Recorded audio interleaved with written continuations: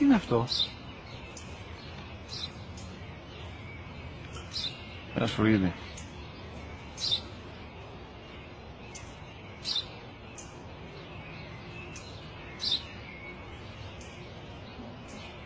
Τι είναι αυτό?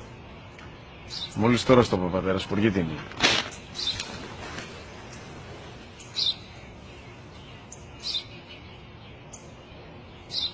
Τι είναι αυτό? Ένα σπουργίτη είναι, πατέρα. Ένα σπουργίτη. Σπου-γι-τι.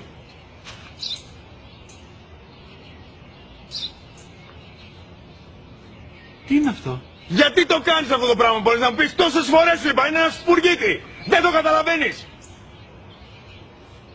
Πού πας?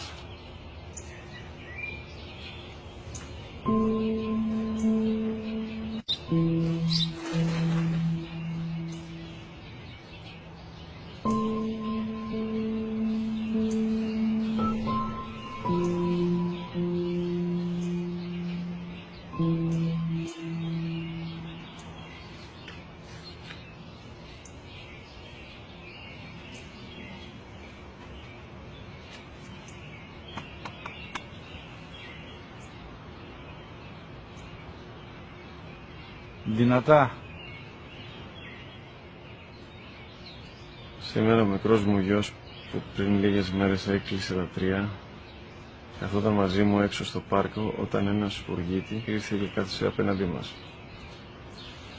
Ο γιος μου με ρώτησε 21 φορές τι ήταν αυτό και το απάντησε και τις 21 φορές ότι ήταν